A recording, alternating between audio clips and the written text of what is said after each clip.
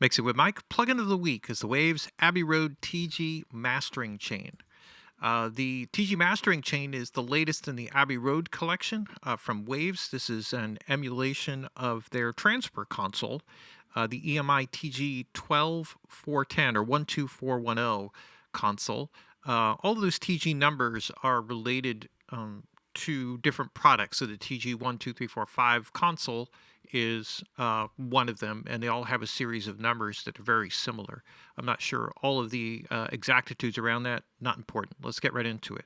So what you get with this plugin is the TG mastering chain here, which has got 5 sections to it: input, output, a tone module, a limiter module, and a filter module. And then they also give you what's called a meter bridge. And these are they're not connected; they're separate plugins. But what's cool about this is you could place this TG plugin here on any plugin slot. It doesn't have to be on the master bus or anywhere else. You could just put it anywhere on any auxiliary return, and then it will connect to all the different instantiations of the TG mastering console that you have set up here. So we'll follow the track name. So if I have this on this track with that title, best I ever had, abbreviated, then that would show up over here, and then you would see that. That way you don't have to set up multiples of them unless you want to. So what this is this is just an emulation of the actual metering that they have, which is the VU meters for average levels, and the peak meter is actually an emulation of the Genesis Systems DPM 101. Which is for peak levels, measuring peak levels, and then they have a phase correlation meter, which shows in phase at the +1, out of phase at the -1. I'm not going to spend much time with this, so I'm going to put this aside so we can zoom in on here, and let's get right to it. Okay, so in the TG mastering chain, the only modules that are fixed are the input module and the output module. Otherwise, you could take the tone module and slide any of these around in any given order. That didn't seem to move, but there we go. So I could put the filters prior to the EQ and put the limiter at the end. I could put the filters first, and then put the limiter here in the middle, etc., etc. So you could slide or move those around. I'm just going to load back up the factory default settings so we could start there and work across. As far as the global stuff goes, you could put any of these modules in or out with their separate on-off buttons, right? So you have those with the first 4. The output is always there. There's also a button here that allows you to zoom in on the component, and this gives you extra features, shows extra features. If you happen to be into this zoomed in mode, then you can actually switch to the tone module, the limiter module, or the filter module, and this will open up additional features. Okay, and then you could close it right here by flipping on the switch in the corner. Any one of the modules can be operated in stereo, where the left and right is linked, duo, where the left and right are independent, or MS, where one side is one control is for mid, the other is for side. Whenever you have any of those up, let's just open up, for example, here the EQ channel. We can link the two sides while in duo mode, get the basic settings that we want, unlink it, and then adjust the other side. If we operated in MS, sometimes you could do the same type of thing, link it together initially for the processing and then unlink it and make the adjustments that are different for, say, the sides versus the mid signal. So the fact that you can do this independently with each section is very unique, where normally this is like a full, pathway through where it's all MS or it's all stereo in one way, shape, or form. So all of those are there. And down here you have the track name here, which indicates this connects to the meter bridge, as I was telling you before. So let's get right into the individual components and talk about it. So I'm going to start by zooming in because it'll add features to what's here. This way you could kind of see the full thing. Now, this is a full emulation of the actual input path, and it has some features which are there sort of for the sake of preserving what's originally part of the reason why they designed it, but not necessarily applicable for today. Some of them are, like the input trim, Okay, so again, if you flip this to duo mode or you unlink the sides, etc., then obviously you could put the inputs and balance them out independently. Or if you're in MS and you unlink them, you could raise the level of the sides or raise the level of the mids accordingly. It has this tape equalizer thing here. Well, actually, hold on, I'll get back to that. The other important controls that you'll be looking at will be the balance control. So this is just a left-right balance, or if you're in MS, it'll be a mid-side balance. And then there is a phase, which is a unique one. It's a 90-degree phase, not a 180-degree phase, which is put on the left or the right. So I think that has something to do with masters that are not quite totally in phase, but not completely out of phase. And part of the process of transferring to vinyl, where out of phase information will cause the cutting head to lift out of the and lose the track that it's cutting. There's also 180 flips that you could do for the left side or the right side. So when you go through all the different combinations, you actually, just this module alone, you can come up with some very interesting kind of things that might be cool for effects and stuff like that. Throw on a little MS on top of that, and you could, play around with the balance control between mid and side, and that you have some stereo spread options. And there's also a spreader on the output. The transpose button that's here will flip the left or right or left, make left right and right left, basically. Sorry, had to take a look at my notes there for a second, lost my way. All right, so we'll move on from the input section. That's the basic input section. The one other thing, the one that I skipped over here, was the tape equalizer.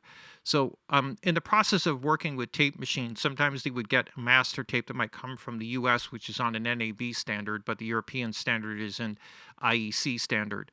So there are different equalization curves that are playback equalization curves that are used by tape machines in those respective countries. So there was a European standard and a US standard, and the curves are different. So the playback equalization curve, so if they were doing something and they were converting from the differences between US and Europe, then at 15 inches per second, and this would convert NAB to IEC for 15 or 7.5. And mostly what you get are either boosts of low end and attenuations of high end, or vice versa, the opposite.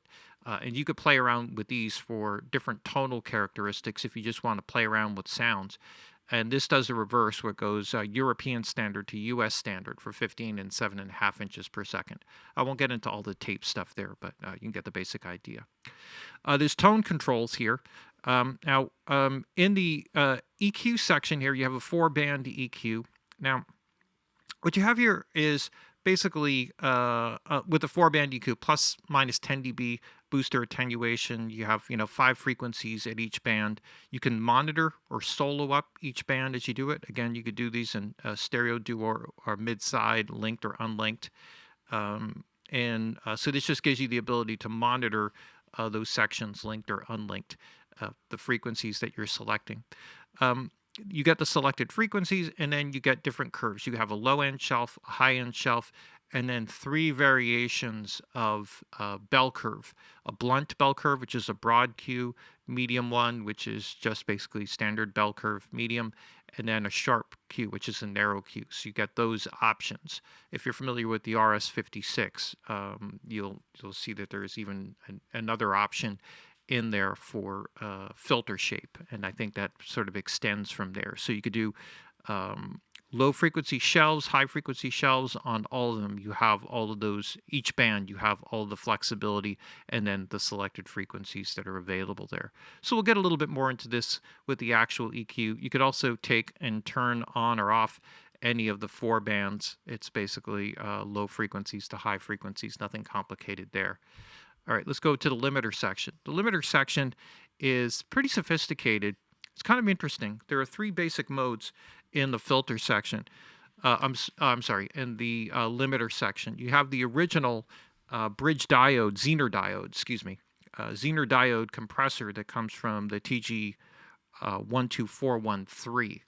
Now, if you're familiar with the TG 12345 console, they have a limiter that's built in, and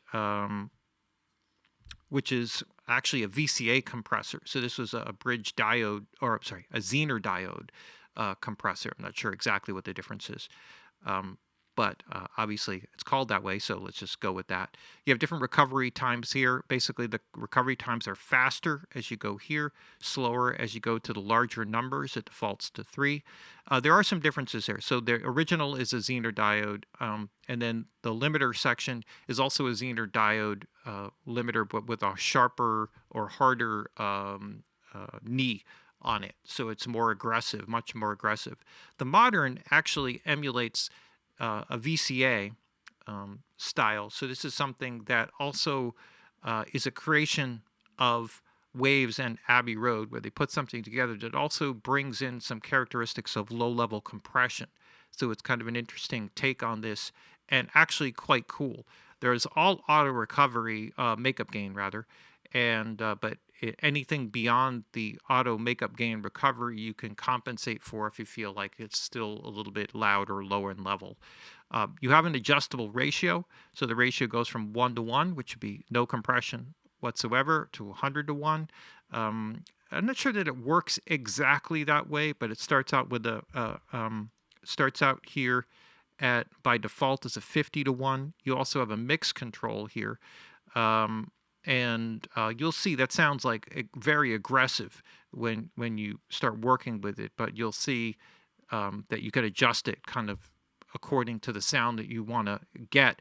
And it also allows you to do a lot of parallel stuff, because you could be very aggressive with the compression and then kind of mix in your balance control. In fact, when you call it up, it starts with a 50-50 blend here, for the compression. So that allows you to really work on maybe RMS energy, or maybe bringing up a little bit of pumping and breathing, or with the modern setting, a little bit more low-level compression to kind of bring up some presence. When we get to the audio examples, you kind of hear that. Again, we got all of the stereo duo MS. There's also sidechain filters. Now, there is the mastering component, which you see here, which also upsamples all of the audio. So if you're at a lower sample rate, it will upsample for all of the internal processing. What we have here, though, and that does not happen on the live component. There's also a TG mastering desk version, which is for live purposes, so low latency, and does not upsample. And also the sidechain filters are not linear phase. So in testing, when Waves put this in, they actually made the filters linear phase, and they found that there was a significant difference. There's no way to switch back and forth, so take them at their word for it. But essentially what you get are high pass, low pass filter, and then a mid-band boost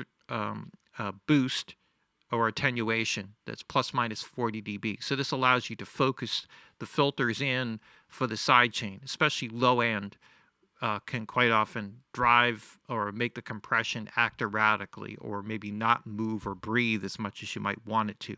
So this allows you to really focus in what's driving the compression or pushing the compression, which quite often is really transient energy.